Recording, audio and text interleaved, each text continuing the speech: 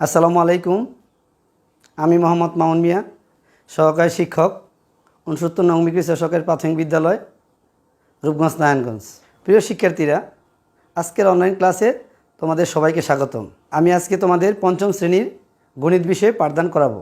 তোমরা তোমাদের গণিত বই এবং খাতা নিয়ে বসে পড়ো এবং মনোযোগ দিয়ে শোনো। প্রিয় শিক্ষার্থীরা, আজকে আমি তোমাদের গণিত বইয়ের ভগ্নাংশের সাহায্যে গুণ, অর্থাৎ ভগ্নাংশের সাথে ভগ্নাংশের গুণ কিভাবে করা যায় সে বিষয়ে পাঠটি তোমাদের সামনে উপস্থাপন করব।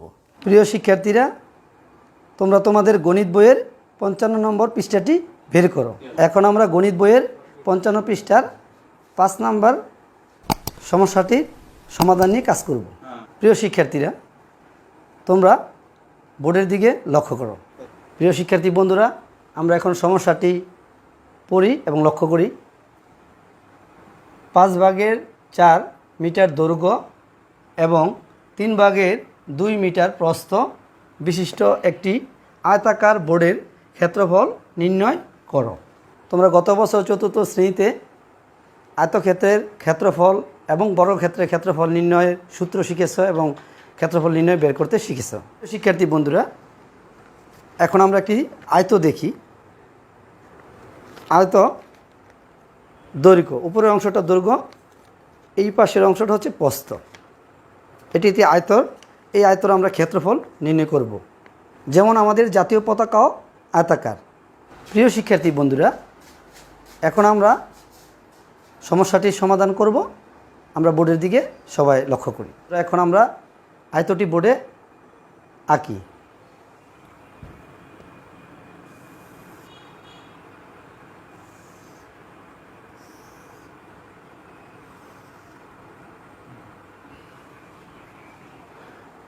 এর উপর অংশ হচ্ছে দৈর্ঘ্য। দৈর্ঘ্য আমাদের দেওয়া আছে ৫/৪ মিটার এবং প্রস্থ দেওয়া আছে ৩/২ মিটার। আমরা জানি ৪র্থ শ্রেণীতে তোমরা পড়েছ যে আয়তাকার ক্ষেত্রের ক্ষেত্রফল নির্ণয় করতে গেলে আয়তাকার ক্ষেত্রফল নির্ণয়ের সূত্রটি হচ্ছে দৈর্ঘ্য গুণন প্রস্থ। অপরদিকে বর্গক্ষেত্রের ক্ষেত্রফল নির্ণয় করতে গেলে বর্গক্ষেত্রের সব বাহুর দৈর্ঘ্য সমান। প্রিয় শিক্ষার্থীরা, এখন আমরা আয়তক্ষেত্রের ক্ষেত্রফল নির্ণয়ের সূত্রটি বোর্ডে লিখি। আয়ত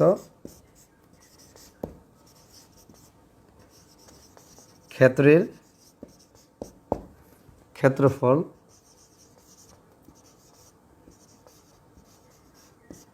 সমান দৈর্ঘ্য গুণ প্রস্থ। আমরা এখন সমান চিহ্ন দিয়ে এই আয়তটির আমাদের দৈর্ঘ্য দেওয়া আছে ৫/৪ মিটার।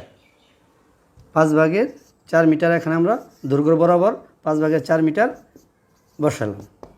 গুণন প্রস্থ দেওয়া আছে আমাদের ৩/২ মিটার। ৩/২ মিটার প্রস্থের জায়গায় আমরা বসিয়ে দিলাম। এখন আমরা ভগ্নাংশের সাথে ভগ্নাংশের গুণ করব।